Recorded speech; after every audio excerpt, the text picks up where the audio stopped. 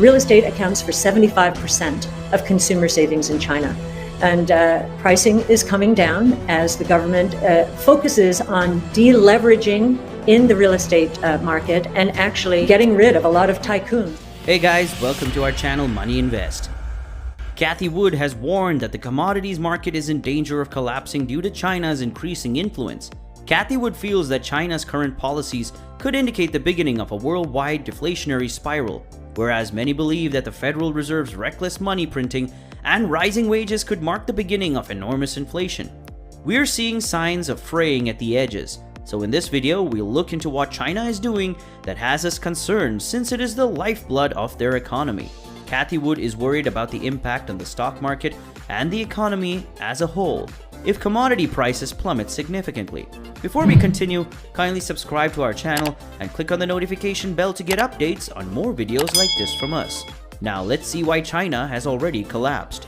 We get into the first problem with China, which Cathie Wood believes is starting to resemble Japan in 1989, when 70% to 80% of Chinese assets were related to real estate. We're looking at China today much like we were looking at Japan in 1989, when the country's real estate boom was at its peak, and the world largely thought, wow, there's no stopping Japan, and Japan's going to become the largest economy in the world. And of course that didn't happen.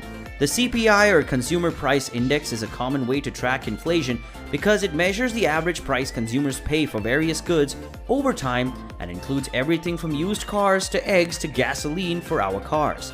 The CPI has risen by 6.2% in the last year, but even this isn't a true indicator of inflation because it includes so many different categories. The sudden rise in energy costs was unexpected, and Wood admitted on the call that she has underestimated the rise in oil prices. I've said before that I was surprised if oil prices rose above their 2018 peak of $77 per barrel, but now that we're at $81 per barrel and we've gotten as high as $84 per barrel, according to Wood. She's obviously a big fan of new technologies like electric cars and renewable energy, but the real cause of the rise in oil prices was not something she expected and was not being directly controlled by consumers at all. Despite President Joe Biden's express request that OPEC expands output, OPEC has been tight in releasing its oil supply, keeping the price low. While this behavior may frustrate certain Western nations, they could still trigger inflation indirectly by one of the price's arms, even though rising energy prices may have more to do with global politics and environmental concerns rather than inflation. They could still trigger inflation indirectly. Even outside of the heavy industrial areas, union workers at John Deere rejected the company's proposal for an annual wage increase of 23%, which is almost unheard of. And the fact that the union rejected this deal demonstrates that they believe they can get even more, even if it's just a 5% increase. If Cathie is correct in her prediction that China could cause a crash in commodity prices, it's because the country's real estate sector is causing an increase in economic inequality, and the country's president agrees with her. Traditionally, China would control industry by squeezing demand, which they're doing by putting an array of restrictions on property purchases in large cities such as Beijing, where married couples are not allowed to own 2 homes, but also with restrictions on the number of properties each couple can own. This approach appears to be extremely strong-handed in China. In Cathie Wood's opinion, that the Chinese government is playing with fire by attempting to cut off the lifeblood of their economy. Commodity prices often plummet when China is sick. Because of the domino effect of falling prices in China, which is the world's manufacturing center, commodities like iron ore and copper have fallen by more than 50% since the summer. Digital commodities like DRAM have fallen by 25 to 30%, and, as Wood predicted, when China gets sick, commodity prices fall even further up the chain. China's largest property developer, Evergrande, failed a key repayment deadline last week, owing over $300 billion in debts. By Fitch Ratings standards, the company has defaulted on its newest debt commitment. A crash in China's housing market may be underway as a result of recent events surrounding Evergrande. According to some analysts, it appears that Evergrande has missed the key deadline in its debt obligations. If you haven't heard of Evergrande about the missed debt payment, as a result, Evergrande has declared in default. We consequently assume that they were not paid. Aside from the official default classification, other rating agencies such as S&P Global and Moody's have not. As of Friday afternoon, S&P Global Rating has not stated a debt payment. In any case, the agency reported last week that default looks inevitable for Evergrande. The default of Evergrande was expected, but it was never brought up. Nobody dared to say this should have been the technical default for a long time. The reason China isn't making it plain is that there isn't any external pressure to do so. There should be pressure from rating. Several investors pushed for it. People don't want to face the implication of labeling this. Evergrande fears are causing China's markets to fall. After Evergrande was placed in default and lowered its rating to limited default, the Chinese stock market suffered a knock. The move has sparked anxiety in China's real estate industry, which according to the Wall Street Journal was worth $52 trillion in 2019, more than double the size of the US home market.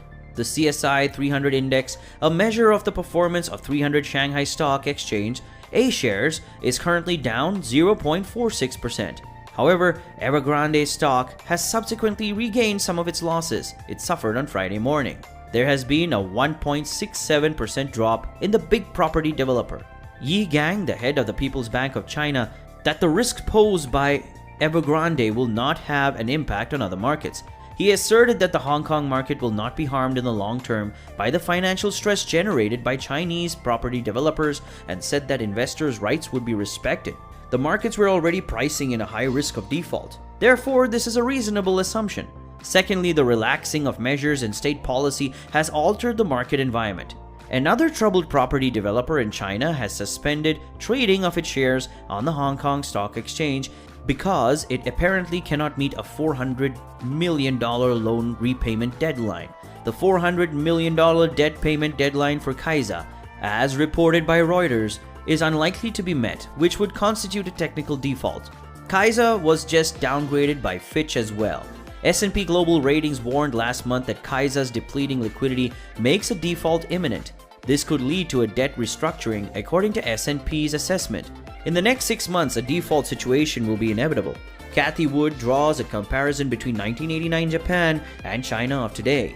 ARK Investment CEO Cathie Wood predicts that China's property bubble in 2021 will be similar to Japan's in the early 1990s. Japan experienced an economic bubble from 1986 to 1991 that saw a significant increase in real estate and stock market values. Almost 30 years after the bubble burst in early 1992, Japan's economy still hasn't returned to its pre-bubble levels. China's real estate sector has been essential in moving the country's economy ahead, according to Wood. Even in Japan in the 1990s, real estate accounted for almost 75% of consumer savings, according to some estimates. The tremendous demand for real estate in China has led to the construction of flats in some of the least appealing areas possible, also known as ghost cities. These uninhabited enclaves are being built using the money saved by Chinese citizens. Beijing's attack on large real estate developers and financial institutions' funding to the sector is playing with fire, Wood warned. Commodities like iron ore and copper, she said, are becoming less expensive, a sign that the Chinese demand is dwindling and the economy is stagnating. Thanks for watching. If you enjoyed this video, please make sure to drop a like, and if you're not already subscribed, go ahead and tap that big red button and the notification bell, and we'll see you guys next time.